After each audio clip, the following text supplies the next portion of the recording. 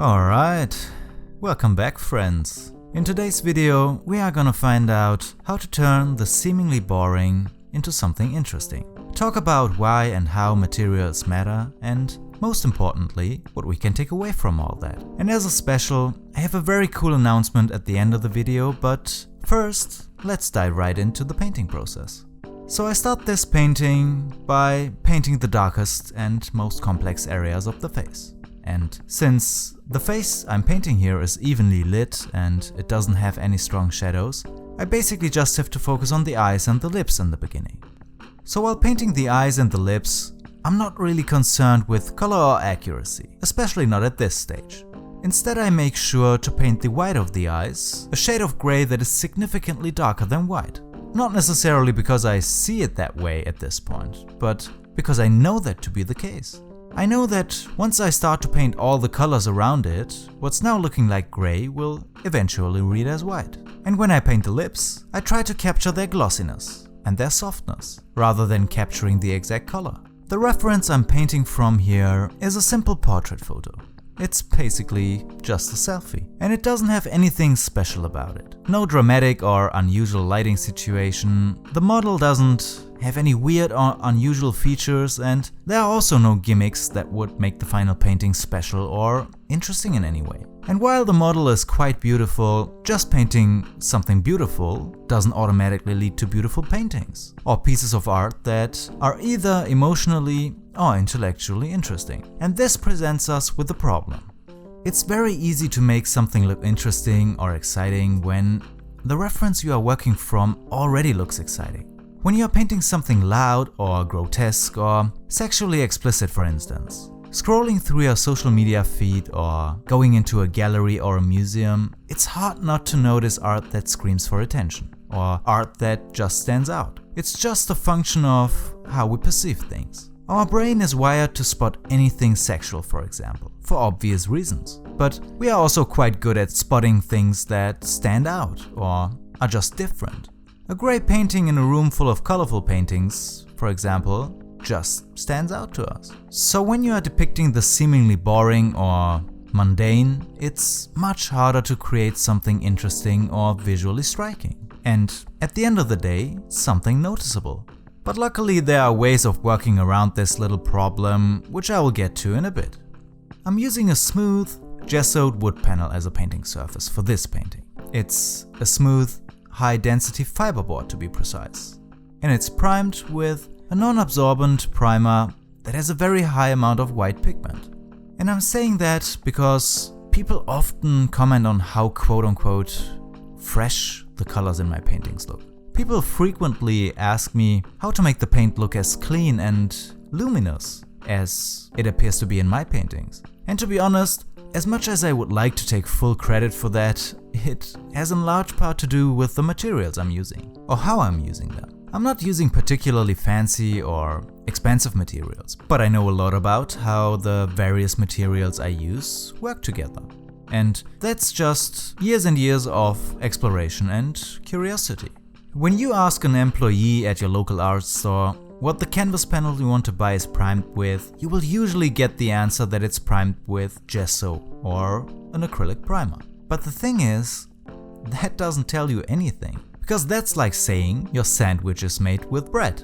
Well, you now have a general idea what you are going to get, but in reality, it could mean any number of things. And this is true for most art materials. Mediums, paints, varnishes, different materials behave differently. And most of the time, even if they are labeled with the same name, you can't use the products interchangeably. So, in my case here, at least part of the freshness and therefore depth comes from the combination of wood, primer and oil paint, and how they work together. Switching the high-density fiberboard, for example, with a medium-density fiberboard or plywood would dramatically change the final look of the painting. Now, all that being said, you can of course paint on anything, and creating art is possible with all kinds of materials, but it's important to understand the features and also the limitations of the materials you are using. At the end of the day, all materials and tools are only means to an end, and that is to create a piece of art. But to properly manipulate and take advantage of those tools, you have to understand them first. As for the rest of the materials, I'm using a mixture of simple flat and small round brushes. And the oil paints that I'm using are from Rembrandt, Sennelier and Old Holland. And I'm even using some acrylic paint. For what, you might ask? Well, we'll get to that in a second. One thing you can notice me do all the time when you pay close attention is that I switch my brushes quite frequently. I don't just use one brush size to fill out the entire face. Instead, what I do is I choose the brush size according to how large the area I want to fill out is. And the goal here is to use as much color as I can get away with while using as little brush strokes and as little mixing as possible. And this again does not only help in creating a fresh and vibrant looking painting, but it also helps me in creating luminosity. The more you mix, the less vibrant your colors become. Simple as that. So after having filled out the rest of the face, I go on to paint the hair, or at least the basic shape of it. And for this, I'm not even using oil paint, I'm using acrylic paint. If I just painted the hair with one layer of black oil paint, I wouldn't have been able to get as dark as the darkest areas need to be. I would have needed to wait for the paint to dry, etc, etc. So instead I just decided to use black acrylic paint, which practically dries in a few minutes, and voila, I can just keep going without having to wait. And guess what? It doesn't make a difference. No reason to work hard when you can also work smart. And to all the people who now go, but you aren't supposed to, well, who cares? So after having filled out the whole figure, I go back to rework the face. At this point, I have more or less already captured all the information that my reference photo has to offer. So from this point on, I can't really depend on my reference to help me achieve the emotional and aesthetic impact I want the final painting to have.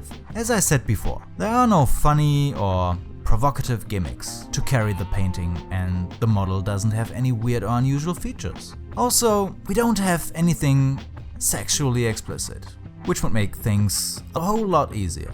The only thing I have is a face. Naked, simple, and artistically vulnerable.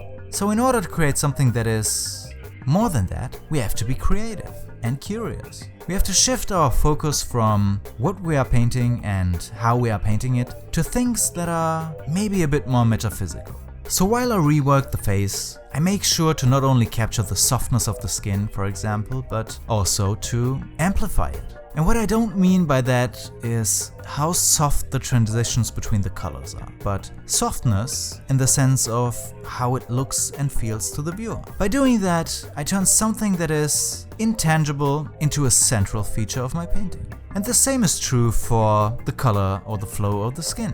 In that sense, much of what I'm trying to capture in a painting is qualitative rather than quantitative. Meaning what I'm trying to capture here are some of the more subjective experiences that people have. The softness of the skin, the redness of red. These things are highly subjective, and therefore just looking at the reference and painting what you see won't get you too far when you want to create a unique viewing experience. But at the end of the day, it's these things that make the difference between the mere depiction of a person or an object and creating something that goes beyond that. And that is what I put my focus on for the rest of the painting process. After having painted the face to a point where I feel like I could already leave it as it is, it's time to paint the background, the pièce de résistance. This is the part where I stop painting what I see and where I start painting what I feel. From here on out, I let the painting speak to me and tell me what it needs. And I'm open to any changes this might require. Sometimes this process leads me to dramatically alter the whole look of the painting. But other times, like in this case, I only introduce some light abstractions to the painting to create a form of complexity that I personally find visually pleasing. Even though I know that this regularly drives some people crazy out there, how I quote-unquote ruin my paintings. But I really love that. I love it when people react so strongly to my work or to art in general. As I said before, art should evoke emotional responses from the viewer. There is nothing more boring than a vanilla piece of art that people hardly notice. So, after having painted the background, all that's left for me to do is to make some corrections here and there until the whole painting is tied together. Creating a visually interesting and engaging piece of art is a very complex thing, especially with a limited set of tools. It's sometimes like creating something out of nothing. It's, to bring out one of my sandwich analogies once more, the equivalent of making a sandwich with just bread and cheese. Unless you get really creative and put in a ton of effort, the outcome is not only predictable and therefore boring, but it's also running the risk of being just bland. But when you are able to use basic principles in design, aesthetics, and human perception, the simplest things can sometimes be the most beautiful. A BLT sandwich can be the greatest or one of the most mediocre dining experiences. It all comes down to the creativity and the knowledge of the creator. But think about this. If someone can turn bacon, lettuce, and tomato into a piece of art, well, then how good must this person's burger taste? Guys, before we wrap this video up, I'm excited to tell you that from January 24th to January the 26th, I'll be giving a 3-day painting workshop in Munich, Germany. And we are going to paint, talk about art, and how to be an artist in the 21st century. But most importantly, I think it's going to be a great weekend and we are going to have a great time. So if you want to join up and be part of this 3-day painting workshop, I've included a link in the description below where you can read more about it or sign up. And with that being said, guys, we're gonna bring this video to an end.